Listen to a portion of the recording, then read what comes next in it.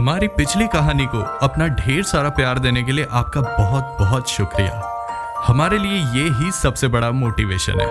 प्यार की कहानियों की कड़ी को आगे बढ़ाते हुए अब शुरू करते हैं आज की कहानी, इश्क और लॉकडाउन। आज की कहानी में हम आए हैं साल 2020 में। फरवरी का महीना खत्म होने को था। रजत आया हुआ था अब्रॉड से अपने बेस्ट फ्रेंड और बचपन के बाल सखा कुणाल की शादी में शरीक होने। अब अगले 4 दिन शादी के एक अलग ही माहौल में बीतने थे। पुरानी यादों और किस्सों का जमघट, वही लड़के वालों लड़की वालों के बीच शरारतों का दौर। इन सब के दौरान रजत की नजर अचानक किसी पर पड़ी। यूं तो कुणाल के लगभग सभी दोस्तों से वाकिफ था, लेकिन इस दोस्त के बारे में बिल्कुल भी नहीं पता था। थोड़ा इधर उधर से पूछने पर पता चला कि दिव्या नाम था उसका। कुणाल के साथ मास्टर्स में थी और इस शादी का इवेंट मैनेजमेंट जो कंपनी देख रही है उसमें एसोसिएट है।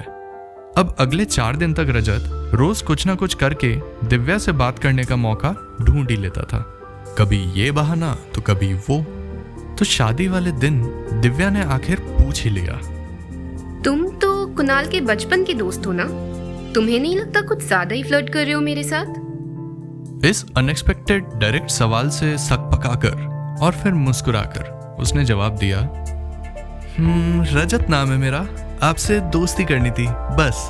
दिव्या चेहरे पर एक मुस्कान लेकर पूछती है, बस? अब आप फीमेल इवेंट प्लानर हो और शादियों में कोई आप पर लाइन ना मारे, मुश्किल है। I know, hard truth. पर इस फ्लर्ट में उसे कहीं एक अपनापन और शालीनता दिखी। बंदा सही लगा। पिछले 4 दिनों में एक छोटा सा बॉन्ड जैसा हो तो गया ही था सारे दोस्तों के बीच। फिर बातें हुई, नंबर्स एक्सचेंज हो गए। शादी की थकान उतारने के कुछ एक दिनों बाद दोनों कॉफी पर मिले। बातों बातों में रजत ने अपने बारे में बताया। कुणाल और रजत बचपन से ही पक्के दोस्त रहे थे, पर क्लास 10th में रजत कोटा चला गया इंजीनियरिंग की एंट्रेंस की तैयारी करने। उसके बाद चेन्नई से इंजीनियरिंग और जॉब प्लेसमेंट उसको देश से ही बाहर लेकर चली गई। रजत के कोटा जाने के साल भर में ही उसके पेरेंट्स का भी उदयपुर से बाहर ट्रांसफर हो गया था।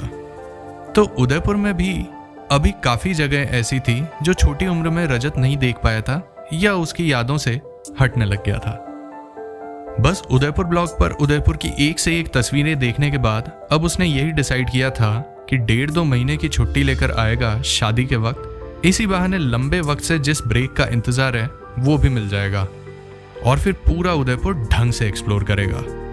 लगभग सभी रिश्तेदार इधर ही रहते हैं, तो रहने खाने की दिक्कत वैसे भी नहीं होगी। धीरे धीरे वक्त बीतता गया। दिव्या और रजत की दोस्ती काफी गहरी हो चुकी थी। फरवरी खत्म होने पर दिव्या अपने फील्ड के ऑफ सीजन की वजह से फ्री ही थी और रजत भी लंबी छुट्टी लेकर आया था। तो दिव्या हर रोज रजत को उदयपुर के किसी ना किसी नए कोने से रूबरू करवाती। दोनों अब एक दूसरे के साथ काफी एंजॉय करते थे, काफी घुल मिल से गए थे दोनों। बॉन्डिंग हुए भी क्यों ना, दोनों एक जैसे विचारधारा के थे। करियर को लेकर ओपिनियन कहें या फिर म्यूजिक में टेस्ट, सब एकदम सेम था। कब धीरे धीरे दोस्ती प्यार में बदल गई पता ही नहीं चला। अब मार्च का महीना खत्म होने को था, रजत की छुट्टियां खत्म होने को थी और दोनों के अपनी अपनी दुनिया में वापस लौट जाने का वक्त करीब आ रहा था। लेकिन फिर आया वो वक्त जिससे लगभग सभी नफरत करते हैं। जी हाँ, सही समझे, लॉकडाउन। रजत की छुट्टियां हो रही थी खत्म, लेकिन सारा देश और दुनिया एक अलग ही मोड पर चला गया। अब रिलेटिव्स के यहाँ रजत का पड़ाव अनिश्चित काल तक हो गया। कंपनी ने वर्क फ्रॉम होम शुरू करवा दिया था, तो तगड़ी स्पीड के साथ कॉस्ट इफेक्टिव सॉल्यूशन देखते हुए रजत ने घर पर मल्टीनेट का इंटरनेट कनेक्शन लगवा लिया था। अब इसी इंटरनेट के जरिए बाकी की दुनिया और खास तौर से दिव्या से जुड़े रहना था। हालात तो देखो, 7 समुंदरों की दूरी नहीं थी दोनों के बीच, पर फिर भी सभी अपने अपने घरों में कैद थे। सेम सिटी में होते हुए भी ये एक लॉन्ग डिस्टेंस रिलेशनशिप चल रहा था। शादियों पर रोक होने की वजह से और सामने लंबे वक्त तक कोई नया प्रोजेक्ट नहीं होने को देखकर दिव्या ने रिजाइन कर दिया था अपनी कंपनी से। वहीं कुछ हफ्तों के बाद रजत ने भी अपना नाम कंपनी के ले ऑफ लिस्ट में पाया। अब नौकरी चले जाने के बाद रजत के पास भी कुछ करने को नहीं था। ये पॉजिटिव चीज थी कि लॉकडाउन के वक्त अपने देश में ही था रजत। शुरुआती कुछ वक्त दोनों का ही बड़ा खुशी में बीता, क्योंकि घर पर वक्त बिताने को नहीं मिल रहा था। इतनी लंबी छुट्टी शायद ही स्कूल के बाद कभी ले पाए थे दोनों। सुबह शाम सोना, स्ट्रीमिंग करके मूवीज और वेब सीरीज देखना, ट्रेंडिंग चीजें ट्राई करना, डालगोना कॉफी से लेकर बनाना ब्रेड और न जाने क्या क्या। फिर इन सब के अलावा दोस्तों से चैट करना और हाँ, दोनों का आपस में घंटों तक बात करना। लेकिन फिर धीरे धीरे खुशी को घेरा बोरियत ने और उसके बाद एक अजीब सी फीलिंग ने। बोरियत कहे, थकान कहे, गुस्सा कहे या फिर क्या कहे, बस आप समझ गए। हम और आप भी वैसे दौर से गुजरे हैं, बस अभी पिछले साल लॉकडाउन के फ्रस्ट्रेशन में। तो इन दोनों की भी वही हालत थी। अब लॉकडाउन से लॉकडाउन 2.0 तक ही गाड़ी बढ़ी थी, लेकिन ये लोग मिस कर रहे थे बाहर खुलकर निकलना, घूमना और एक दूसरे से मिलकर कुल्हड़ कॉफी का सिप लेते हुए ढेर सारी बातें करना। अब जुलाई का महीना दस्तक दे चुका था। बोरियत और फ्रस्ट्रेशन ने दोनों को परेशान कर दिया था। दिव्या, जो कि 2 दिन घर पर टिक कर नहीं बैठ सकती थी, उसको 2 महीने से भी ज्यादा हो गए थे बाहर निकले, रजत और बाकी दोस्तों से मिले हुए।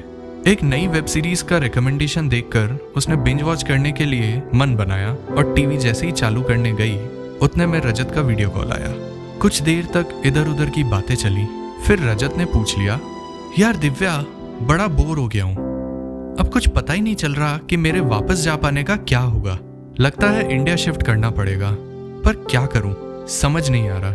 बोरियत और बेरोजगारी दोनों ने बहुत टेंशन में डाल दिया है। कुछ महीनों में अब सेविंग्स भी कम पड़ने लग जाएगी। फ्यूचर बड़ा अंधेरे में दिख रहा है यार। दिव्या ने कुछ देर तक सोचा, फिर अचानक से आंखों में चमक के साथ उसने रजत को कहा, क्या हम साथ में मिलकर कुछ शुरू करें? रजत ने कोई रिएक्शन नहीं दिया। रजत, अब धीरे धीरे देश अनलॉक हो रहा है। तुम्हारे और मेरी तरह काफ़ी सारे ऐसे लोग हैं जिन्हें बाहर खाना खाने का बहुत शौक है और घर का खाना खाकर पक्के से बोर हो चुके होंगे। कुकिंग का शौक तो मुझे बचपन से ही है, तो क्यों ना हम अपना एक डिलीवरी किचन जैसा ही कुछ शुरू करें।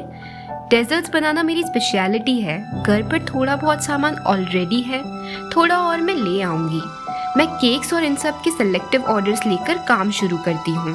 आस पड़ोस में लोग अभी भी इंटरेस्टेड है बाहर का खाना खाने में, लेकिन सिर्फ सेफ एंड हाइजीनिक। तो उन लोगों को तो पता है कि मैं कैसे प्रिकॉशंस मेंटेन करती हूँ। और तुम अपनी पहली कंपनी में डिजिटल मार्केटिंग की जॉब करते थे ना, तो क्यों ना इस वेंचर को तुम डिजिटल प्लेटफॉर्म्स पे एक्टिव करो। ऑनलाइन डिलीवरी के लिए कुछ प्लान करो, इस वेंचर के लिए अच्छे से प्रमोट करो।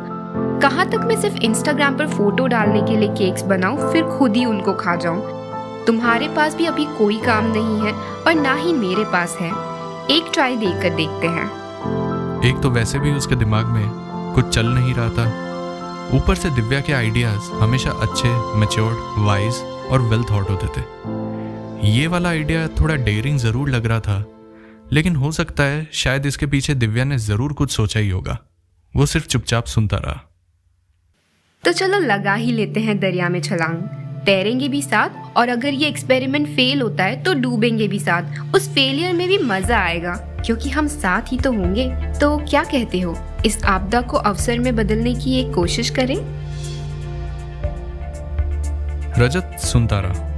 प्लान था तो अच्छा, कोशिश बिल्कुल करी जा सकती थी। दिव्या के साथ जीवन के अलावा काम में भी पार्टनरशिप। अब एक और वजह मिल गई थी उदयपुर में रुककर करियर को एक नई दिशा देने की। वो बस मुस्कुराया और फिर यही पूछा, तो शुरू कब करना है पार्टनर?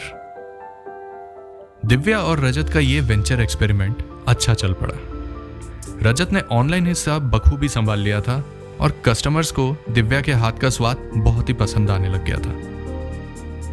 वक्त बीता, देश अनलॉक हुआ और इनके वेंचर को भी काफी अच्छा रिस्पॉन्स मिला। घर के किचन से आगे बढ़कर इन्होंने एक छोटी सी जगह रेंट पर ले ली।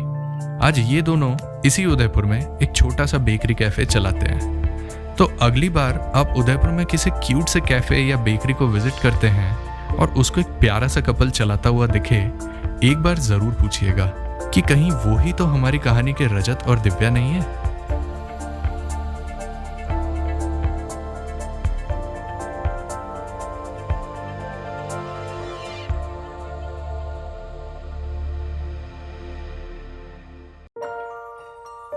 इस लॉकडाउन ने काफी लोगों के जीवन में एक नया मोड़ लाके रख दिया, पर कुछ लोगों के जीवन में एक नई शुरुआत भी इसी लॉकडाउन से हुई।